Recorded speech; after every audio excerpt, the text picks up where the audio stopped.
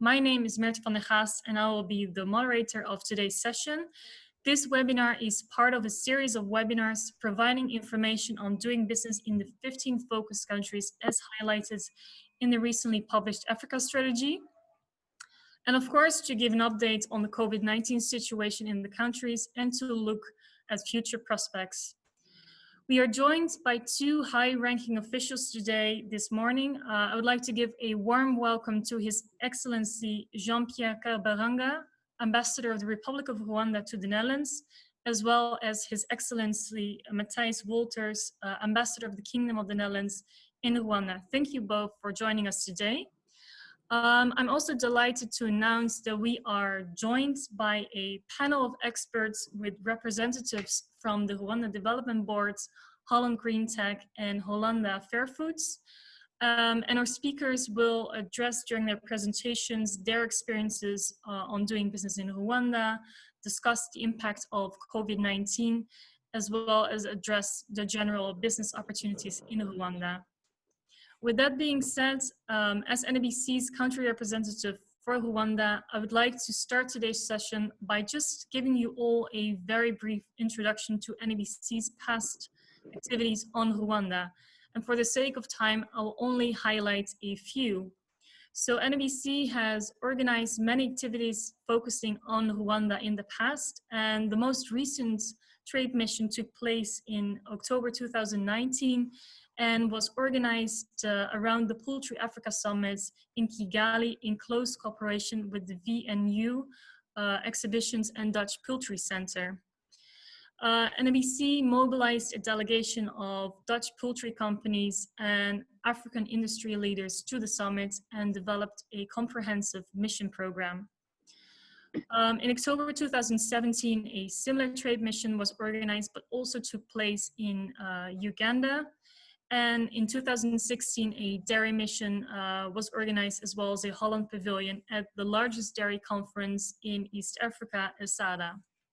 Finally, 2015 was a year with several Rwanda-focused events and activities. In June 2015, we had the pleasure to welcome an incoming horticulture delegation from Rwanda, including Rwanda's Minister of Agriculture and Animal Resources, Ms. Gerardine Mukushimana. And in October 2015, a Rwandan business event was organized following the visit of President Kagame to the Netherlands in close cooperation with the Embassy of Rwanda in the Netherlands, as well as the Rwanda Development Board. And the event brought together more than 300 Rwandan and Dutch companies. Looking at the future, with its very attractive business climate and favorable tax regime, Rwanda continues to be a very interesting destination for Dutch companies to either enter or further expand their businesses. At NABC, we will continue to put our efforts into further strengthening the relationship between the two countries, and we will help companies to have all the necessary tools to succeed.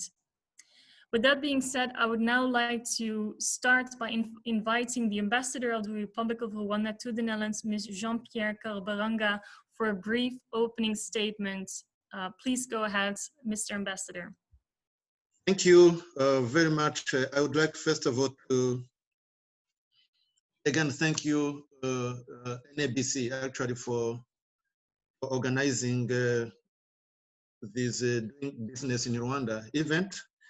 It is not the first time we work together, like you said, and but it is the first time that we have this kind of online session.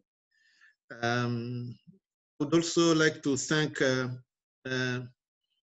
you for your involvement in developing the Africa strategy with the VNO and CW, and for choosing Rwanda among the 15 countries that will be part of this strategy. I'd like to assure you all, and other Dutch business partners, that Rwanda is ready for business Rwanda has been ready for business in the past years, and Rwanda is still ready for business for Dutch companies and for Dutch entrepreneur. As you know, as you said, Rwanda has registered tremendous progress in the recent years, in the past 25 years. As you know, Rwanda is recognized as being Africa's most efficient government. Rwanda is known for zero tolerance for corruption. Rwanda is number one globally in ICT promotion. Rwanda is number one in ease of doing business in East Africa and second in Africa. You much know that Rwanda is the most improved country globally in human development.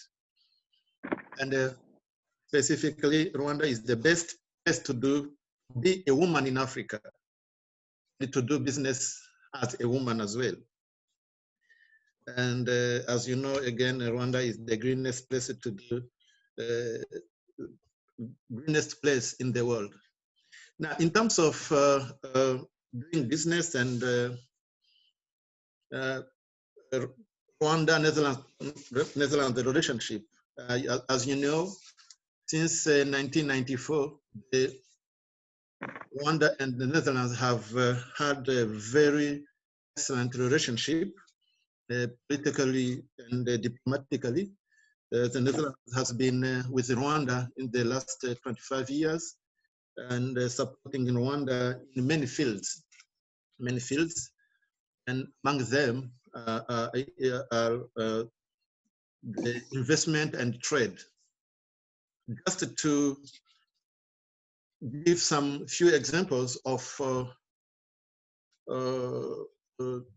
Dutch and Rwanda relationship in doing business, you know that one of the biggest Dutch companies worldwide is also continue to do business in Rwanda. The Heineken has made more investment in Rwanda in expanding its Gisenyi production facility, but also in building a new production facility for soft drink in Kigali. KLM is flying daily in Rwanda since 2013. DSM through Africa Improved Food has invested and is producing from Rwanda for fortified food. We have many companies, actually Dutch SMEs doing business as well. I'm happy to see today Mr. Thijs Boer from Winnats, who I remember started doing business in Rwanda sometimes back in 2013. I remember meeting him for the first time when he was ready to visit Rwanda and he was looking for information about doing business in Rwanda at our embassy. He was that time, he's still young, but was younger. And I was happy to see that he was ready actually to partner with a Rwandan entrepreneur. So they were two young entrepreneurs, and this is really one of the best examples of how Dutch and Rwandan entrepreneur can work together. It was a very successful journey, and I'm happy to be here actually to listen to him and to see what he has been doing in the last years. So we have more and more Dutch investors doing business in Rwanda. We have the tourism sector, a company called Wolf, and the traveling company based in Kigali, but also they have a branch in the Netherlands. So they coordinate tourism activities from the Netherlands to Rwanda, but also worldwide.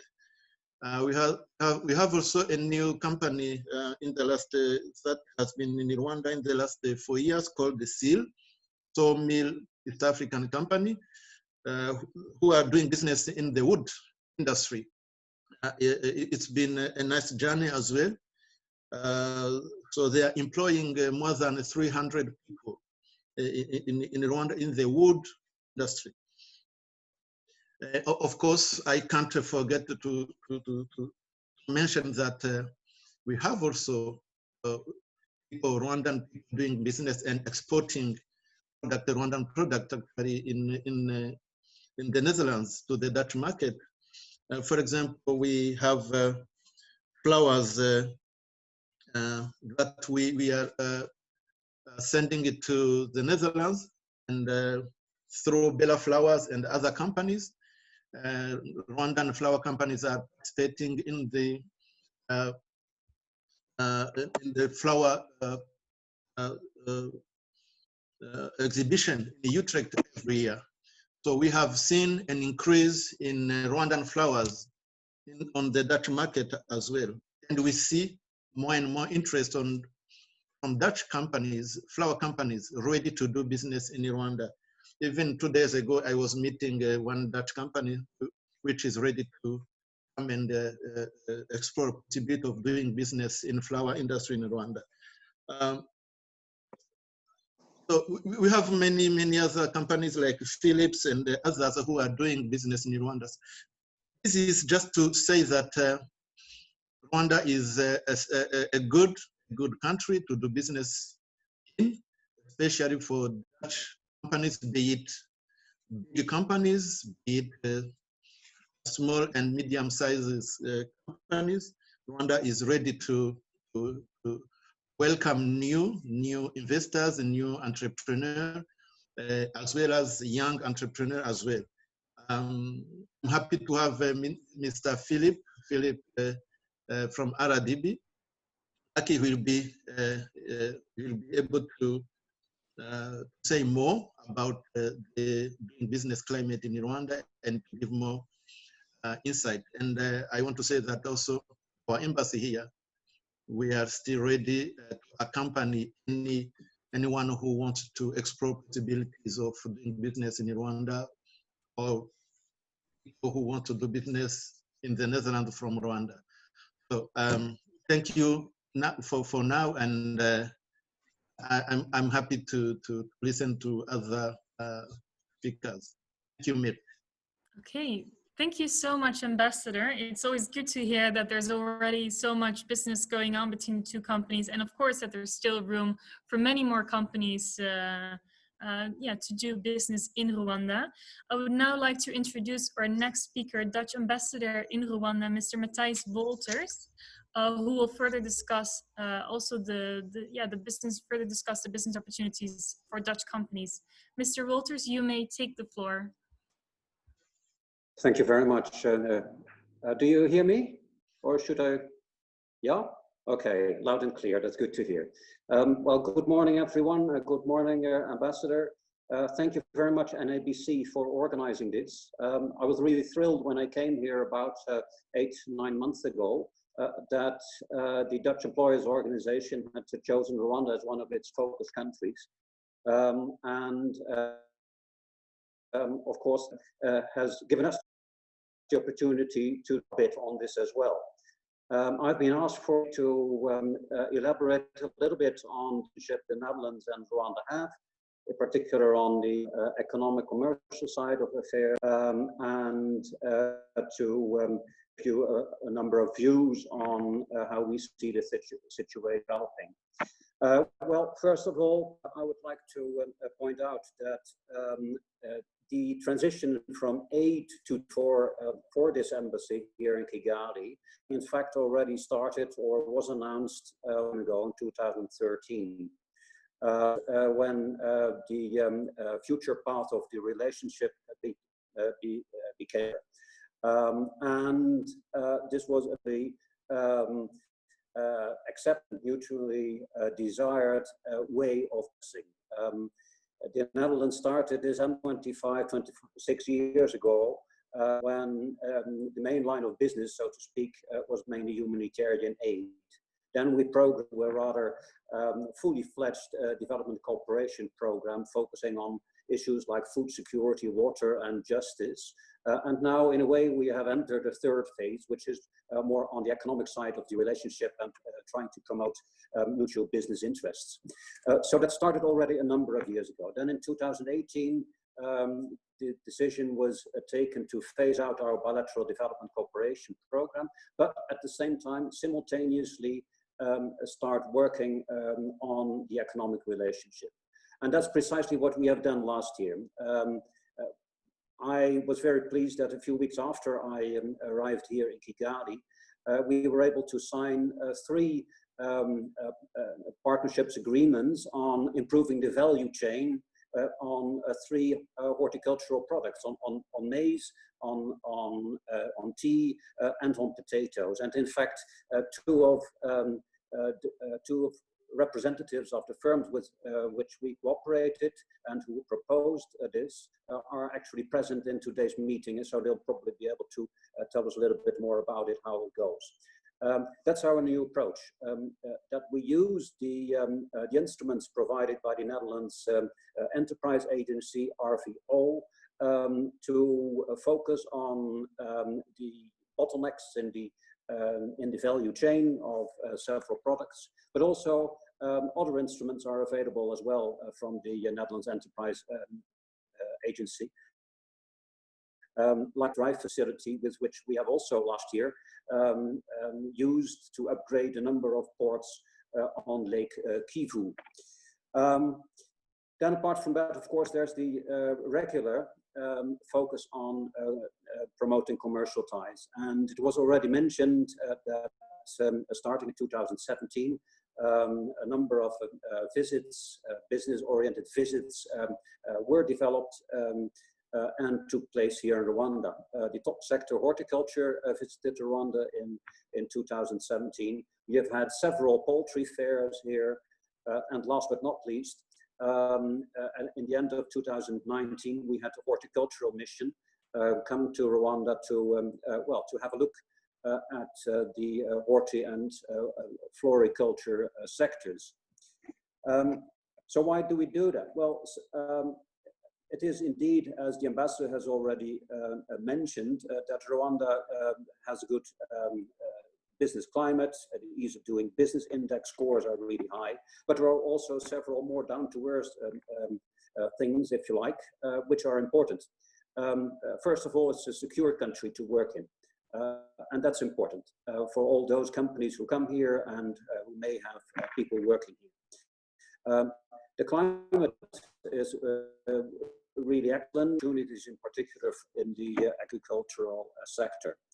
On the government side, it's very much a focused and pro-private sector government, which does very specific and concrete things, like, for instance, preferential case of 50% of a company's products are exported. There are special economic zones, and there's a business-oriented development board also present in our meeting today. Labor costs are still relatively low as compared to the region, and education policies really geared to meet the needs of the private sector. Last but certainly not least, there's a willingness to discuss those issues where entrepreneurs deem more progress can be made. And we do use that room, and we use the partnership we have with the Rwandan to discuss those items and seek further improvement. Well, this was all the situation as I experienced it when I arrival in September last year. Something happened which nobody else had foreseen, and that's the COVID situation. I'm not going into all the public health related issues here, but of course there's a huge economic impact, like there is elsewhere in the world as well. The IMF expects that economic growth will slow down to about 2% a year, which is for a country which was used to 8–9% economic growth over the past years, of course a setback, but still, as compared to the situation elsewhere in the world, it's a relatively positive forecast. And according to the same IMF, growth is expected to pick up again next year, 2021, to about 6%. Whereas the inflation rates remain relatively benign. This year it will be somewhat higher, but next year it will be back to quite low figures actually. What is also striking is the way how the government has responded to deal with the situation, not only on the public health aspects, but also on the economic side of the equation. It has started working on reducing the social impact of the crisis, food distributions, access to agricultural products for inputs for farmers, and for the formal business sector, subsidized loans and credit guarantees were really quickly agreed upon, and quite a feat, I should say. There are other very practical measures put in, like tax deferrals for small and medium enterprises, fast-tracked refunds. It all the pro-business attitude the government has. And that gives me the confidence that once this crisis will be over, we'll option of the had already started last year. It's also an important aspect of the entire situation that donors have reacted very quickly to those government plans. The European Union has provided 52 million budget support grant for food security for nearly 700,000 families, has also provided the country with credit and the budget support law. So that's all in this really difficult situation, really positive news. I'm convinced that this will be a temporary setback and that we'll be able to resume the normal of operations soon. The embassy, if I may add a few words on this, is very willing and ready to work with you. We have a wonderful team at my embassy, composed of 4 people who deal with the trade and investment agenda. Tom Negerman, François Urumukiza, Innocent Matabishi, and as from August, a new colleague, Kevin Nagai. So they're all there to help you. And you should all have access in case you need any advice or service. We also work closely with the Netherlands Enterprise Agency, which are all alluded to, as well as the Dutch Development Bank, FMO, and the CBI, which is the Center for Promotion of Imports. And also, we have targeted together with an organization which we have contracted, Resilience Rwanda, our trade agenda. Resilience has been asked to write a number of studies into doing business here in Rwanda, and has come up with a number of these studies which are publicly available, and if you want to receive them, just let us know, on the general business climate and the way of doing business here. This is all not just theory, it's all based on hands-on knowledge from Dutch entrepreneurs who do have experience here. So for those who are interested in this market, it's a great opportunity to learn about the situation. And then there are horticulture, floriculture, poultry, dairy, and energy. At the moment, the embassy quite a lot on the horticulture sector. That's where a number of improvements to the chain of added value still be made. And so where 70–80% of the Rwandan population earns its income. And as I mentioned, opportunities are there. Climate is good. There's consistent policy in this particular sector. The report discusses these opportunities in particular with respect to flowers, beans, mushrooms, and soft red fruits. The studies on poultry and dairy show that for more capital and especially more know-how in these particular sectors. There, it's not just in the country as densely as Rwanda, a matter of trying to find more land for dairy cows, but more a matter of improving the production per cow. And there are all sorts of ideas on these two sectors. Finally, the last on energy and the opportunities on grid, but also off grid. For a large part of the country, off grid is still a reality. Solar home systems, mini grids, you name it, it's all there in this report. And if you have an interest there, if your business has an interest there, please have a look. We'll be able to advise you as well on other sectors like transport, on water, where we have a rather large record already, and on health. So then a very brief overview of the course of this embassy, and of course, we look forward to meeting you here again in Rwanda. Thank you very much.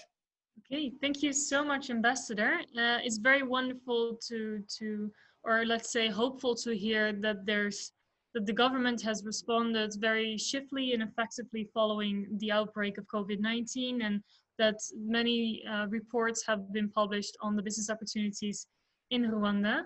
I would now like to introduce our next speaker of today's webinar, Mr. Philip Lucky, Head of Investment Marketing at the Rwandan Development Board. As you already might know, the Rwandan Development Board is also the so-called one-stop shop for investors, and really in terms of business registration, permits, investment promotion, and much more. But I think Mr. Lucky can explain all this much better. Mr. Lucky, you may take over. Thank you very much, Myrthe, and Your Excellencies for attending this webinar. I really want to extend my sincere gratitude to the Netherlands Africa Business Council for organizing this webinar. I think this is a continuation of our relationship, which continues really to see how we can engage our investors from both sides for us to be able to boost trade and investment relationship between Rwanda and the Netherlands. Given the time that we have, I would say that actually both ambassadors have simplified my job. They've given quite a lot of information.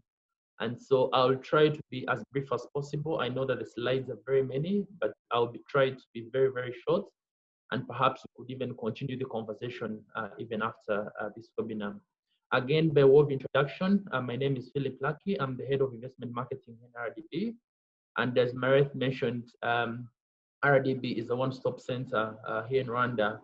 Our role is basically to facilitate and fast-track private sector development by enabling private sector growth. So today we're a fully-fledged one-stop center, and we do provide quite a comprehensive number of services ranging from business registration. I'm sure to the audience that is either watching or listening to me, we've had a lot of reforms that our country has undertaken for us to, create a very conducive and attractive business environment. And so RDB has played a very, very critical role over the last 10 years.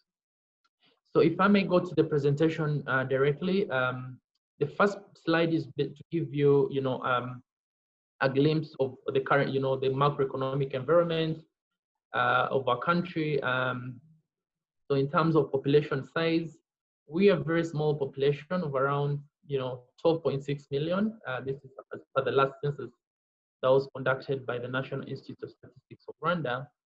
But this is likely to probably increase once a new census has been conducted to around 13.35 million people. Our country is well known or endowed to be speaking over, three languages. Today, our national dialect is Kinyarwanda, which is spoken by, over 12 million people. But regional-wise, I think it's a language that is probably spoken by over 20+ million because we have some Rwandan natives that are living in other neighboring countries. Then in terms of unemployment, per the last statistic of, that was done in January, was 14.5%. This does not put into account, of course, the current situation. We know that COVID has had a very significant impact on so many economies. So we're currently trying to assess the impact in terms of, jobs. Are there any companies that have probably laid off? But I must say that our country has been very, very resilient in trying to encourage companies to, keep their employees, but also putting in place the necessary incentives that can enable these companies to continue, employing all the different workers. The GDP per capita has grown 4 times more since 2002. We've seen our GDP per capita grow from almost $250, and now we're almost at $800. And in terms of the sovereign credit ratings, I'm sure that so many investors look at this indicator as one of the key strategic, attractive indicators for them to be able to decide, but also to ascertain the level at which the country is in terms of economic advantage. And so today, Fitch Ratings has rated Rwanda with a B+, and citing strong economic growth, mainly boosted by the low public debt and confidence in the management of the economy in the short, medium, and long term. Next slide. Again, I won't spend much time on this, and I think Ambassador Karabaranga has already highlighted some of the key indicators that our country has, made some progress. Because if you notice that Rwanda for the last 26 years has taken a very, very resilient journey to build, the socio-economic fabric that was completely decimated. And so the country had to start from scratch, from building and uniting communities, rebuilding the infrastructure, but also putting in place strong policies that would help to rebuild our economy. And of course, with the Vision 2020, which came into place in 2000, we had a very, very big vision of transforming this economy and having the private sector as the pinnacle of growth, And so because of that, we've seen a ripple effect on other areas. For example, in terms of the growth of the economy, we've seen that our economy has been growing very fast. Most improved nation in terms of human development. But the other aspect is also on the ease of doing business. One of the key challenges that we encountered, and we noticed the last 10 years, that Rwanda was not attractive for FDI. Our country does not have resources like other countries have. We do not have oil. And so for us really to be more attractive, for us to be more competitive, was really to have, focused on soft infrastructure that can attract people to come and position and set up a footprint here. And so that's why we had to focus on reforming the business environment. And that's why today we're the second easiest place to do business on the continent. Next slide. Again, this speaks to my previous slide. Next. This slide is basically to give you, a comparison of how Rwanda stands with other countries in terms of ease of doing business across the continent. As you'll notice today, we're number 38 worldwide. But if you notice, in 2008, Rwanda was almost 159. But because of the reforms that we've undertaken over the last 10 years, we've seen a very significant change in terms of in ease of doing business. And maybe to give you some light on that, our starting point over the 20 years ago was a very small and fragmented private sector that faced several bottlenecks. mostly due to unnecessary red tape and high cost of doing business. I give you an example. For example, registering a business in Rwanda was extremely cumbersome process that involved over 14 procedures, and it took several weeks for you to complete, and the cost was almost 315% of the GDP. And so it was therefore evident that we needed to undertake very bold and transformative agenda for us to streamline the procedures and reduce the cost of doing business. And that's why we see that Rwanda today has emerged as one of the countries that has actually done very well in ease of doing business across the continent. Next slide. So I won't spend much time on this in the interest of time, but these are some of the reforms that we've undertaken. For example, in the ease of, in business registration today, it's easier for you to set up your company. It takes, less than 6 hours. It's free and online, and so you don't need to go through very multiple processes and procedure. So if you're an investor that wants to set up your company, you don't need to come to Kigali. You can register your company, whether you're in Netherlands or any other country, for as long as you're connected to internet. And we don't have any restriction on shareholding. You can own the company 100%. This is something that we had to literally scrap because we found it as an impediment to doing business in the country. You can open a domestic company, or you can even open a branch of a foreign company here in Rwanda. Trading across borders is another significant indicator that we had literally to streamline, and making sure that we remove multiple steps for you to import your goods. Before, it used almost to require you 12 procedures for you to bring your goods to Rwanda. But now it requires around like 3 steps for you to get your goods into the country. And the time involved was also very, I would say, quite high. A week, to import goods into Rwanda would almost take a week, but now it takes less than 3 days if you're importing your goods from Tanzania or Mombasa. And then registering property is another area that we've actually streamlined, and making sure that we make it easy for people to register their property through online systems. Next slide.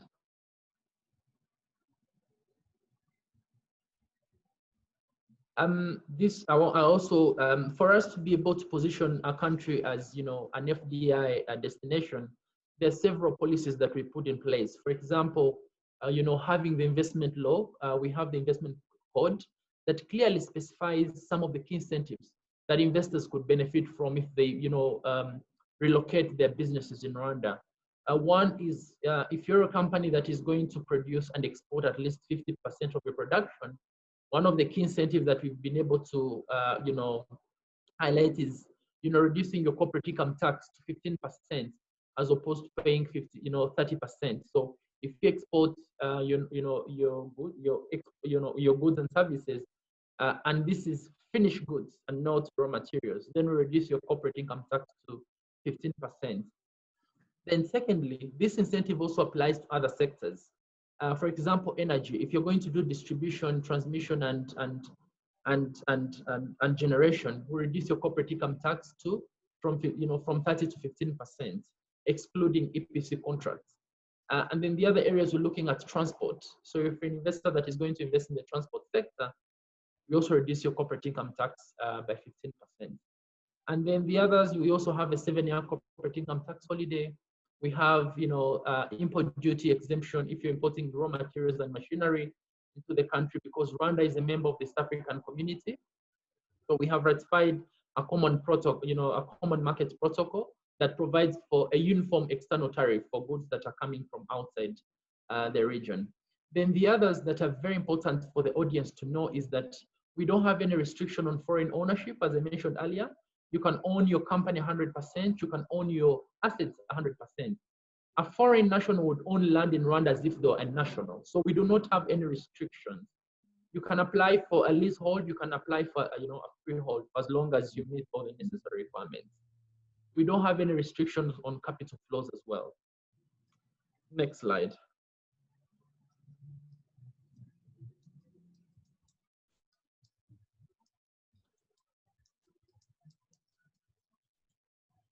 Next. Again, it's very important for you to understand some of the key significant areas that Rwanda has been taking lead on. As a country, we believe in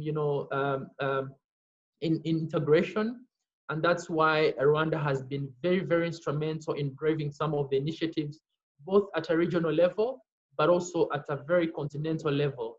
As you know, our country is very committed to Pan-African integration, and we play a very active role on key regional and global initiatives. As you can see from the slide, our president in 2018 was, the chairperson of the African Union, and currently serving as the chairperson of the East African Community, a regional bloc that brings together 6 countries within the region. But the other aspect is also on peacekeeping operations. As a country, definitely, we've come from, from far. We've learned from our history that, extending an arm, extending a hand to someone who's going through a difficult time is quite very important. And so today, that's why we're very much involved in peacekeeping operations. And today, Rwanda is very much involved in, peacekeeping operations in countries such as Haiti, we're in South Sudan, and as well as Liberia. So this is where, and if you look at, in terms of peacekeeping operations, today Rwanda, I think, is among the top 5 contributors of, peacekeepers in these countries. But the other initiatives around, championing ICT initiatives, we have the Smart Africa initiative, we have Youth Connect, we have the Continental Free Trade Area Agreement that was signed in Kigali in 2018. And as you know, over 22 countries have ratified the agreement. And by January 2021, the implementation of this agreement is going to start, is going to be implemented. Next slide.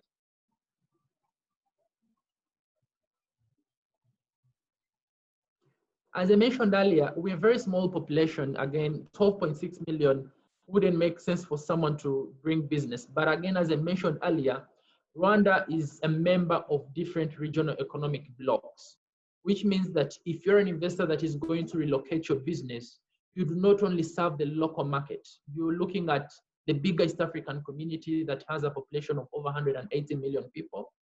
And again, as I mentioned earlier, as a bloc, we've ratified different protocols. We have the Common Market Protocol, which means if you set up your business here, you can easily export your goods in any of the 5 member countries. Then the other areas we're looking at, COMESA. COMESA is another regional bloc that has a population of over 400 million people. So if you set up your business here, it's very easy for you to export to any of the 5 countries and even the 15 countries under the COMESA agreement. Next slide. We have the proximity markets. We have DRC as one of our closest markets. DRC is a very big country. And so given the challenges within that country, gives Rwanda a very strong leverage in supplying some of the proximity cities. For example, Goma and Bukavu are very close to Rubavu and Rusizi. So that gives us a very big advantage in sufficiently supplying these markets. Next slide. I see that my time is coming over, so I'll try to be very, very brief. Next slide. Next. I want to focus on opportunities, and I will try to be very, very articulate and brief on this. As you notice, and Ambassador mentioned this in his statement, is that one of the key sectors that we've identified and very, very key is the ICT sector, because it is an enabler for other sectors. We've seen that ICT sector, has been applied to agriculture, be it in tourism, in financial services, and that's why today government has very much focused, in ensuring that we have the right infrastructure to enable, to fast track and deliver efficient services across all the other sectors, and that's why today we've, invested in, laying a fiber optic across the country, 7,000 plus, kilometers of fiber optic. We've seen, for us to really ensure speed within our network, we've, partnered with a Korean company called Korea Telecom to ensure that they lay out 4G LTE network across the country. Mobile penetration is today almost at 81%, but also internet penetration has also increased over time now, standing at almost 55%. Next slide. Mr. Lucky, I apologize, but I need to interrupt you because we are running a little bit out of time, and it's very good to hear that there's so much to discuss here on doing business in Rwanda, but I also like to give a little bit of time to our next speakers. So with your... Would you allow me to highlight two key projects that I feel would make sense for our audience here, and these are mostly in agriculture. I know that Netherlands has great expertise in horticulture, and again, as Ambassador mentioned, one of the key issues that we want to address in the country is around supply chain. And so we believe that if we get more companies here, we'll be able to address some of the challenges that we have, but also tapping into the export markets. So if you allow, I want to highlight those projects in the interest of the audience, and then the presentation can be shared thereafter, even after this webinar. Yes, indeed. Yeah. If you could continue, please, on the slides.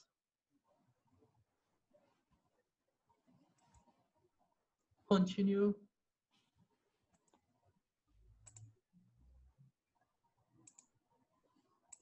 Continue, please. Next slide. Yes. Yes, that's the slide I wanted. Again, as I mentioned earlier, agriculture is one of our key strategic sectors. And our goal as a country is really to, one is to have a structure shift, because we know that agriculture is the backbone of our economy, employing over 75% of our population. But for us to add value to the sector, we must have a structure shift that will enable us to, one, have a value addition, but at the same time, we're also looking at, embracing the use of technologies for us to be able to increase production. And so because of that, we have earmarked key projects. Next slide. This is a summary of the key projects that I would want to highlight on very, very briefly. One is the Gabiro Agro Park. This is going to be one of the biggest irrigation projects in the country. And for the interest of the audience, this project is a fully commercial oriented farming project initiated through a joint venture between the government of Rwanda and an Israeli company called Myrthe.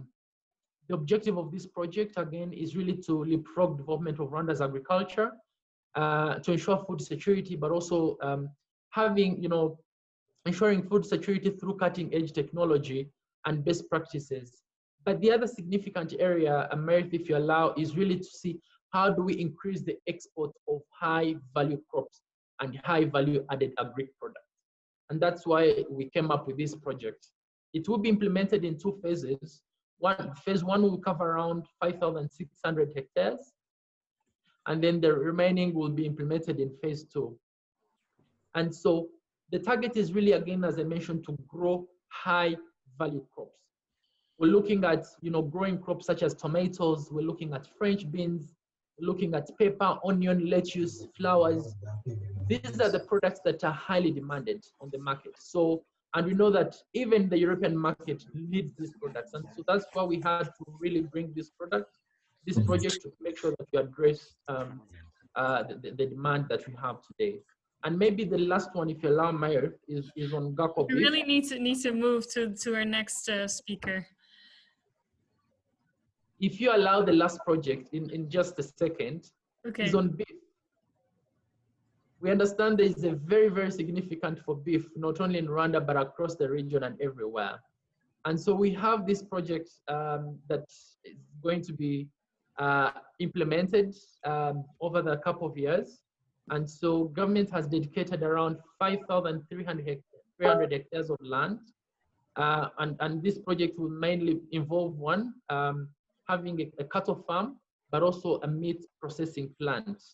We already have 13 investors that have, started some works on ground, but we need investors that could actually come and join hands with these local investors. And we need strong expertise in 3 areas, if you allow. We're looking at cattle farming, looking at slaughtering, we really need to go. Looking at meat, yeah. If you allow. Sorry? We really need to go because we still have quite a lot of questions as well, which some are addressed to you as well. So I would now like to introduce our next speaker, with Mr. Jacques Tuyishime, Managing Director of Holland Greentech. Jacques, please, you may take the floor. You can opt for the screen sharing.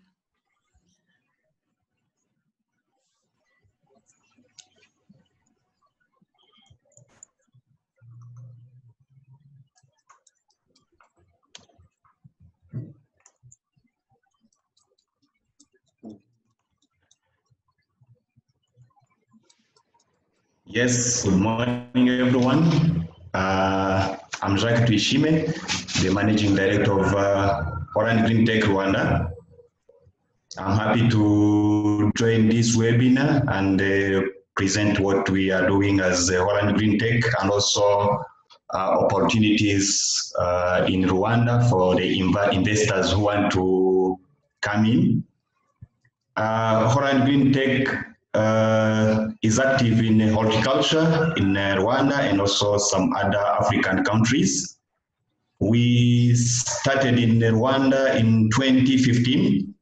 That time also the headquarters was in Rwanda, but in 2019 we moved to Netherlands, where we have now our headquarters, and we are now in active in 8 African countries.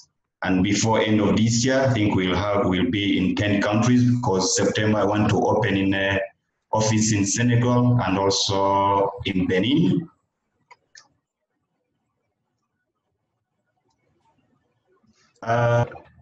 What we are doing, we partner with the Dutch companies and we work in soil analysis and also advice to the farmers. We give this service to the farmers. We provide and sell the hybrid vegetable seeds to the local market. We sell nutrients, crop nutrients, and also we do irrigation material design. We also supply greenhouses and insulation. Plus also the trainings to the farmers. In this business, we are suppliers of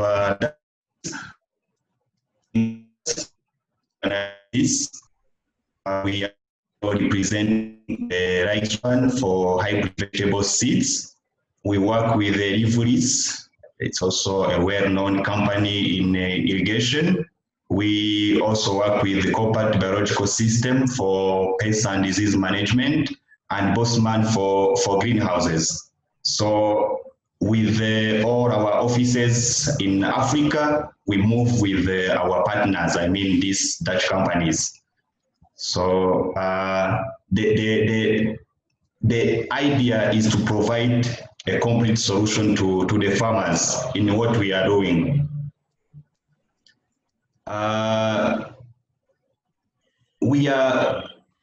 Our model of working is a farmer-based business, where we realize that for a farmer to be successful, they need also enabling technology and skills. They need quality inputs, not only seeds, but all the inputs that they may need in horticulture. They need support from experts or people who are trained as our extension services. They also need to reduce the losses for the post-harvest handling and also to be connected to the market. So Holland Greentech is supporting farmers not only in production or supplying the inputs, but also training them and connecting them to the markets, either high-end markets in Rwanda, in the region, and also international market. Like today, we are in Rwanda, many farmers are investing in hot pepper. So habanero, we are supporting a lot of many farmers for production to make sure that also the quality meets the standard for the international market. because the production, more production is going to Netherlands, Belgium, and also UK. Our services, extension services, as Holland Greentech, we have office in Kigali and also in Musanze, that's the north of Rwanda. We developed a demonstration plot where farmers come to learn from the demos, and also our who are based in the field, they develop the demonstration and train farmers to transfer the technology. So this is our selling model or selling points from the demos developed all over the country. These demos, many of these demos have all our technologies, either greenhouses, irrigation system, hybrid seeds, all the products that we want to showcase to the farmers. And from here, the farmers can immediately decide to go for those technologies when they like, and also they see that it is feasible for them. We are, as well, and Greentech also working with the projects. Currently, one of ongoing project, Holtivest. We are partner of the project. Holtivest is also a project aiming to increase farmers' income, funded by the Netherlands Embassy in Kigali. We, together with the Holtivest project, we developed a demonstration plot. We also train farmers or people who want to start with the farming activities and the RAB extensions staff. These are Rwanda Agriculture and Development Board.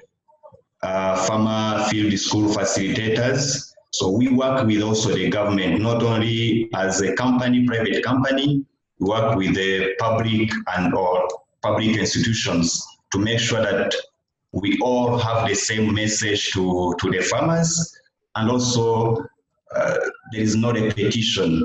So we support each other to make sure that the farmers succeed or get the good production as they want. We also, with the project, we focus a lot on access on improved inputs for the farmers. The project is focusing on 6 districts in western region of Rwanda. So this is the area where horticulture was not really well developed, because some places are not easily accessible. But we see potential. They have good climate, they have good soil, so it is quite easy also to link them to the market, and also to support to increase their production. So as also the government of Rwanda is investing a lot in infrastructure, so we see changes every time. Some years ago, there is really a big improvement from this area.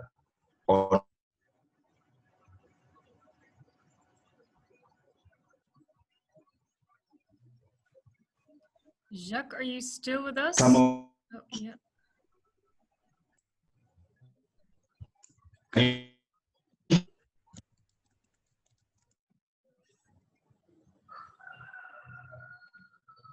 So some of the challenges we faced when we started as a company, and some still right now, like when we introduced our products, some farmers, they keep complaining that some products are expensive.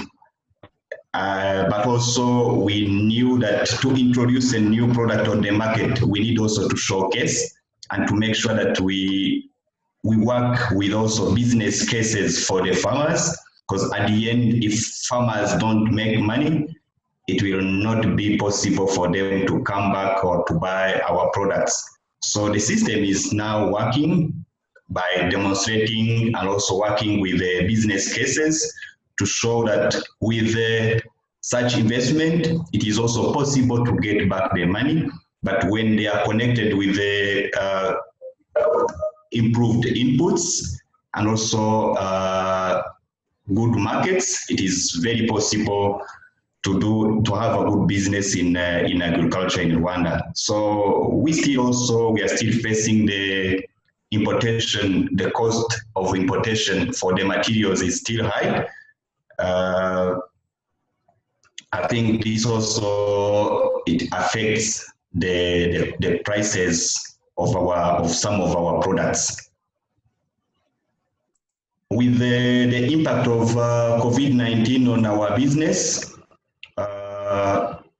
like when during the lockdown, some agricultural activities were allowed to continue, but it was not really easy 100% for farmers to have access to the inputs or some services like bringing their samples for soil analysis or access to other inputs, including hybrid seeds or pest and disease products. So we tried, and also working with the government institutions, we were able also to deliver some of the products through the government agents to the farmers, working also with our agronomists and the rest of the team in the field. But it was not, it was like 20%, because many farmers also used to call us saying it is not possible to reach you, like travels were banned, or depending on the location where they are. As also a company active in installation of irrigation and also the greenhouses, I think we stopped everything. We had also many pending projects because of this COVID-19. We were not able to go to the field to get laborers and also continue with the installation. We also, as our model, our selling model is to call farmers to join us in the trainings for the demonstration. We're also not still, up to now, we are not able to organize this training, these events, where we even had so many demos around the country, but up to the harvest period, we were not able to organize these trainings. But we really like the support of the government of Rwanda, not only during the period of COVID-19, but also in the whole business for the whole value chain, because they are supporting us. We work together. At the end, the aim is to focus on the farmer and also the achievement of high production for the farmer. But they also support us, either linking us to the farmers and also working together for the benefit of the farmers. Thank you so much. This is our team in Rwanda, and also I would like to mention that we like also the support of the Dutch companies, our partners and our suppliers, because we share our expertise, we share the knowledge, and jointly the company was successful. That's why every year, almost every year, open offices in other countries. So thank you so much. Yes, thank you so much, Jacques, for sharing your experience in Rwanda, of course, and we very much hope that your activities will soon be able to resume as normal, and that you will be able to reach your clients that very much depend on your services. We will now move to our final speaker of today.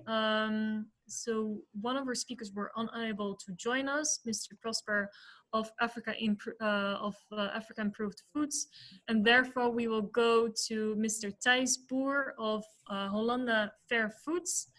Mr. Thijs, the floor is now all yours. Please, you may introduce yourself to our audience. Yes. My name is Thijs Boer, and I am living in Rwanda since 2015 when I started my company Holland Fair Foods. It's not only me, by the way, but we are a big team. And indeed, met Ambassador Karabaranga in 2013 when I was going to Rwanda for my research. I was doing a research in the potato value chain. And this is how we came up with the idea to set up our company, Holland Fair Foods, where we produce the best crisps in the world, we say, winners. So we have established our company officially in 2014. It was indeed going how Philip Lucky already explained, and also the ambassador, is it was going very fast. It took us a year to actually really establish ourselves. So as I said, is that I was here first coming from a study. I studied agricultural economics with the master's development studies. And with this idea, with this looking to the economy, I was especially very optimistic, which I am still up to today, to focus on the growing middle class and therefore to offer them a high quality snack. And this is also the idea why we started the company. With our goal to create a win-win-win situation, which means to give an improved, with a better price, a fair price to farmers, so an above market price. We mostly source our employees from universities, so they are mostly graduates. So the average age of our company is around 28 years. And also we want to make sure that we can offer a high quality product to our consumers, so that the imports can be reduced. So what our experience is that it is very important to have vertical integration into the value chain, which means we are directly working with our farmers, and we also actually supply the crisps to our customers. So everywhere, we are everywhere. So I started myself when I set up the company. I was mostly focused on the factory to make sure we have a strong team, to have a strong quality department, production department, and also maintenance, and also the supply side to establish it. And then after I went to Kigali, the capital, where I focus more on the sales and the finance, and where I also meet all the government ministries to make sure that everything runs as smooth as possible. So, that's also one of my personal tasks, is that I work together a lot with the local governments and other businesses, and also what Matthijs mentioned already. We are also in the middle of the Sustainable Development Goals Partnership, where we also work together with Holland Greentech, and where we want to focus more on developing the potato value chain further. And that is very important for the future of our company, because we need a stable supply of high quality potatoes. Also we do exports. We export to the regional markets, which means Uganda, Congo. I've already seen some questions from the crowd. So I could say it is, we really believe in the growth of the local and regional economy. So many people always ask me, do you export outside Africa? No, and we also don't even want to go there in the future. We really only focus on the East African market. I have to give a comment on that, is because it's not easy. Every country has its own challenges. To export is very complicated. Congo has total different ways of doing business than Uganda. Also, we have different ways of exporting. In Congo, we outsource. In Uganda, we set up our second company. Also, with the current situation between Uganda and Rwanda, which I hope to be solved soon, it also becomes more difficult. And it's really important also for a small country like Rwanda to be able to focus on exports to the region. So these problems really need to be solved for us as a company, also to be able to invest further in the company of Rwanda. What is actually, I also wanted to share with you some game changes. When I started the company, I was very optimistic, which I'm today, of course, but we had to really understand the potato value chain. And we work with a lot of smaller farmers, which is of course very interesting and very motivating, but it is also very challenging because we have to, because most of the farmers, we cannot even fill a truck of potatoes to bring to our factory. So it's a very high cost and very intense. So that's also why we are very happy that we also have partners in Holland, so we can combine our efforts. And also our investment plans changed multiple times, where we thought it's in our name, Holland Fair Foods, we were actually expecting to be in more snacks, but we have decided to focus solely on potatoes for the time being, also in ware potatoes. So that was also a change of our plan and also changed our investment plans.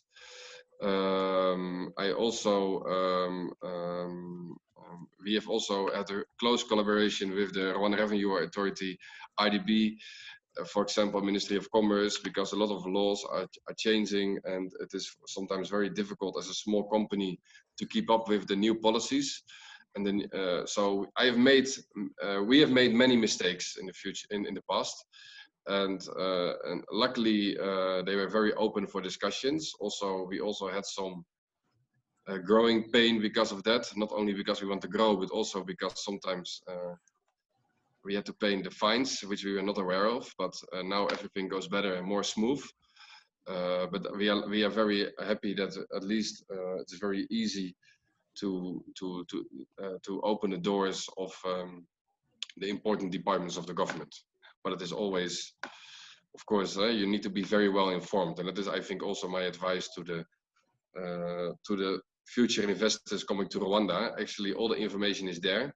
It is only very important that you have multiple discussions with the different departments to understand all the laws and regulations and policies also for the future, so you do not make mistakes in your own strategy.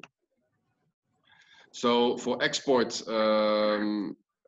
we expect to grow in the region. Whether we will do that via our own production facility in the north, or we set up new factories in the region, is not yet fully clear, but we expect to grow significantly.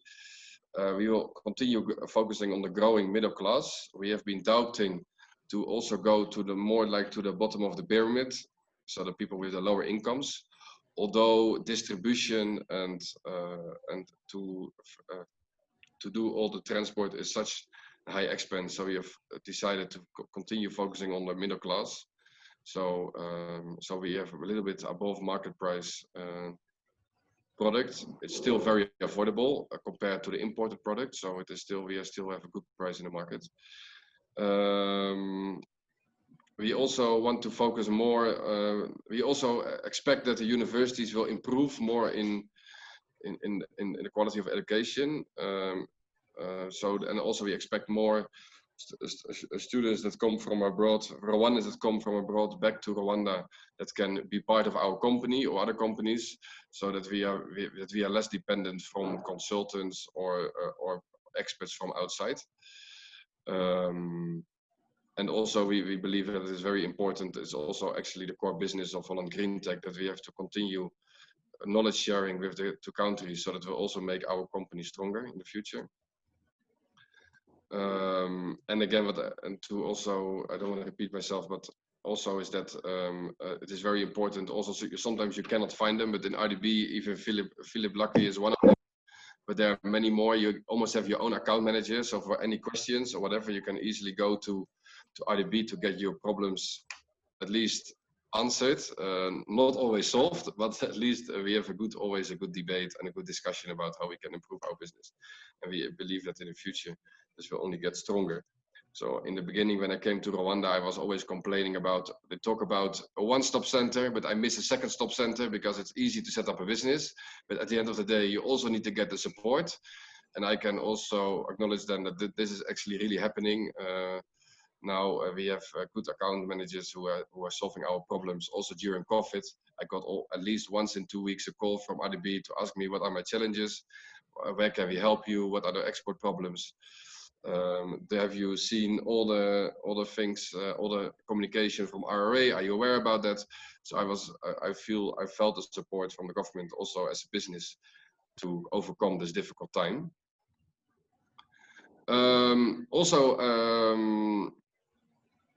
What makes me proud of the company is that we have created now 56 jobs. We are working with a very young company, with young people. We have reached the quality we want, so we are above, actually above the standard I want to achieve. So we are very high quality. We have a very well understanding of the potato value chain, and we see growing opportunities for exports also outside our current markets, Congo, Uganda, and Rwanda. So we see a lot of possibilities. So with that being said, I would like to conclude our session of today. I would like to thank all our speakers of today for their participation. Ambassador Karabaranga, Ambassador Wolters, Mr. Lucky, Mr. Jacques, and Thijs. Thank you all very much. It was a pleasure and honor to be joined by you all, and I thank you all for your time and sharing your insights and expertise with us, and I wish you a wonderful rest of the day. Goodbye.